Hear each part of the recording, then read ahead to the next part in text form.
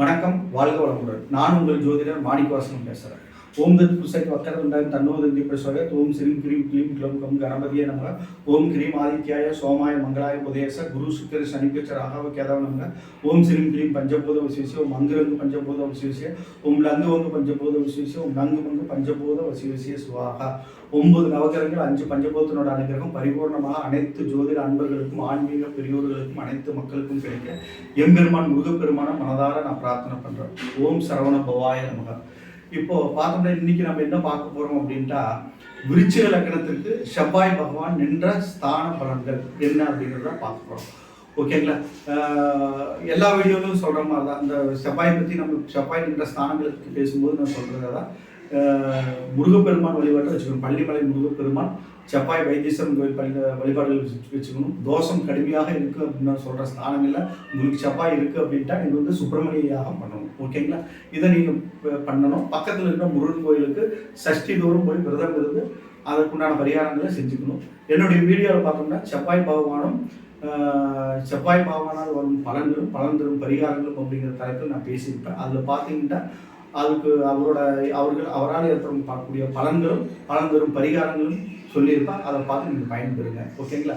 இப்போ நம்ம பார்க்கறது வந்து பார்த்தோம்னா விருச்சிக லக்னத்திற்கு செவ்வாய் பகவான் விருச்சிக லக்னத்திலேயே நின்னார்னா அற்புதமான பலாபலன்கள். ஏன்னா 6 குடையனாவும் வர்றாரு. லக்னத்தில் வந்து 6 குடையனா அவராகவே இருந்தாலும் கூட ரெண்டையுமே தரக்க வல்லவர். ஓகேங்களா? ருணரோண சத்ருவையும் ஏற்படுத்துவார், அதே டைம்ல நன்மையும் செய்வார். ஓகேங்களா? லக்னாதிபதிங்கிற கோணத்தில் நன்மை செய்வார். சத்ரு ஸ்தானாதிபதிங்கிற ஸ்தானத்தில் சில பிரச்சனைகளையும் கொடுப்பார். ரெண்டும் சமமாக தான் நடக்கும். ஓகேங்களா? பிரச்சனைகளும் இருக்கும், நன்மைகளும் இருக்கும். ரெண்டு கலந்த மாதிரி தான் போகும். லக்னத்தில் இருக்கும்போது செவ்வாய் வந்து லக்னத்தில் இருக்கும்போது இந்த மாதிரி பலன்கள் நடக்கும். ஓகேங்களா?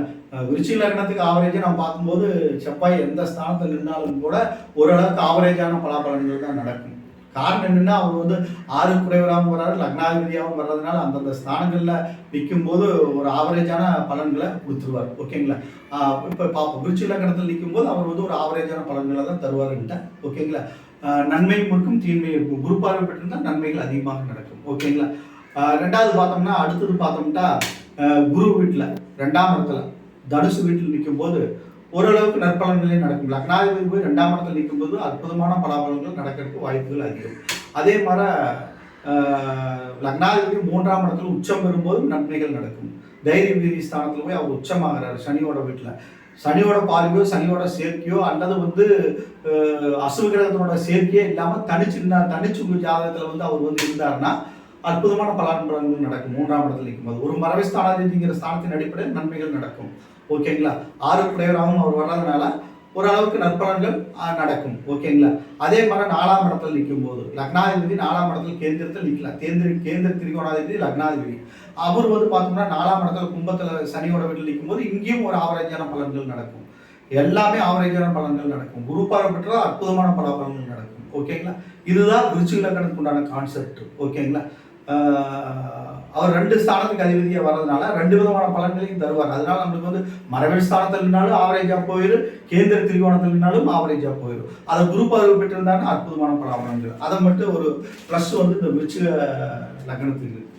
விருச்சிக லக்னம் மேச லக்னத்துக்கு இருக்கு. ஓகேங்களா? அதை பார்த்துக்கோங்க. அடுத்தது பார்த்தோம்னா இவர் பார்த்தோம்னா 5ஆம் இடம் பூர்வ ஸ்தானத்தில் நல்லா இருக்கு. பலன்கள் அருமையாக இருக்கும். குருவோட வீடு, நட்பு வீடு நல்லா இருக்கும், சூப்பராக இருக்கும், ஒன்றும் பிரச்சனை இல்லை. அடுத்தது பார்த்தோம்னா 6ஆம் இடம் லக்னாதிபதி 6ஆம் இடத்துல போய் நிற்கும் போது அந்த ஸ்தானாதிபதி ஸ்தானத்தினால யோகம் தான். இப்போ 6 குடையன் செவ்வாயை வந்து அவர் அந்த இடத்துல நிற்கும் போது யோகம் தான். சில பிரச்சனைகளும் ஏற்படும். அந்த ஸ்தானத்தின் அடிப்படையில் பார்த்தோம்னா திரிகோணாதிபதிங்கிறதுனால கொஞ்சம் பிரச்சனைகளும் ஏற்படும். லக்னாதிபதி 6 மறையும் போது நம்மளுக்கு உடல் உபாதைகள், உடல் பிணிகள், சின்ன சின்ன பிரச்சனைகளும் வர செய்யும். ஆனால் இருந்தாலும் அது அந்த அளவுக்கு பாதிப்புகள் தராது. ஓகேங்களா? அடுத்தது வந்து லக்னாதிபதி 7ஆம் இடத்தில் நிற்கும் போது இங்கே மனைவி தன்னுடைய வாழ்க்கை துணையின் மூலமாக பிஸ்னஸ் பார்ட்னர் மூலமாகவும் கொஞ்சம் பிரச்சனையும் ஏற்படும், நன்மைகளும் ரெண்டு கலந்து தான் நடக்கும். ஓகேங்களா? செவ்வாய் விருச்சிக லக்னத்துக்கு எங்கே நின்னாலும் ரெண்டுமே கலந்து தான் நடக்கும் பலன்கள். அதை பார்த்துக்கணும். ஓகேங்களா? அடுத்தது பார்த்தோம்னா விருச்சிக லக்னத்திற்கு 8ஆம் இடம் அஷ்டமஸ்தானம் 6 குடையவன் 8ஆம் இடத்துல நிற்கிறாரு அப்படிங்கிற அடிப்படையில் பார்த்தோம்னா விபரீத ராஜயோகங்கிற அமைப்பில் வரும்.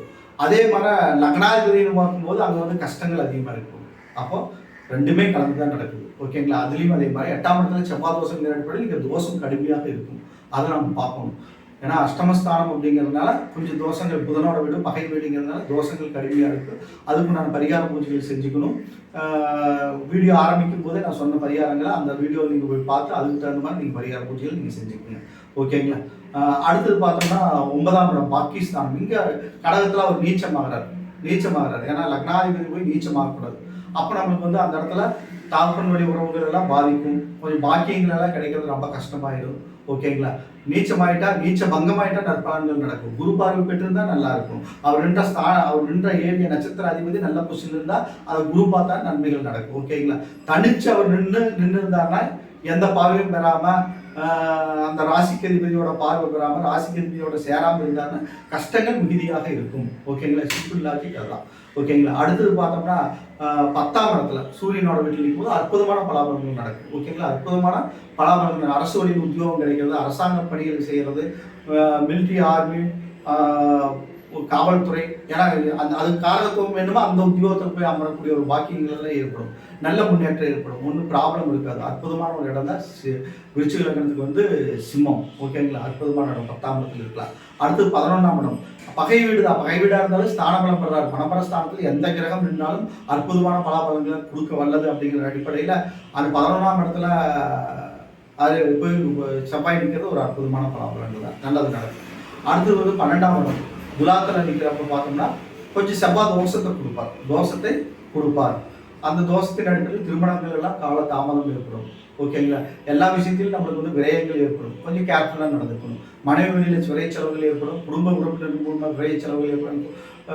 பிரச்சனைகள் அதிகமாகும். ஓகேங்களா? இவருக்கு உடல் உபாதைகள், உடல் பிணிகள் ஏற்படும். கொஞ்சம் பிரச்சனைகள் அதிகமாக தரக்கூடிய இடம் தான் 12ஆம் இடம். 12ஆம் இடத்துல செவ்வாய் இருந்ததுன்னா விருச்சிக லக்னத்துக்கு கொஞ்சம் கேர்ஃபுல்லாக இருக்கணும். ஓகேங்களா? அதுக்குண்டான பரிகார பூஜைகளை நம்ம செஞ்சுக்கணும். ஓகேங்களா? இந்த வீடியோ உங்களுக்கு பிடிச்சிருந்ததுன்னா சப்ஸ்கிரைப் பண்ணுங்கள், பெல் சிம்பிள் அமைச்சுக்கோங்க, உங்கள் ஃப்ரெண்ட்ஸுக்கெல்லாம் ஷேர் பண்ணுங்கள். ஓகேங்களா? இந்த என்னிடத்துல நீங்கள் ஜாதகம் பார்க்கணும், திருமணம் பொருத்தம் பார்க்கணும், பிரச்சனை பார்க்கணும்னா என் நம்பருக்கு நீங்கள் கான்டாக்ட் பண்ணுங்கள். வணக்கம். வாழ்க வளமுடன்.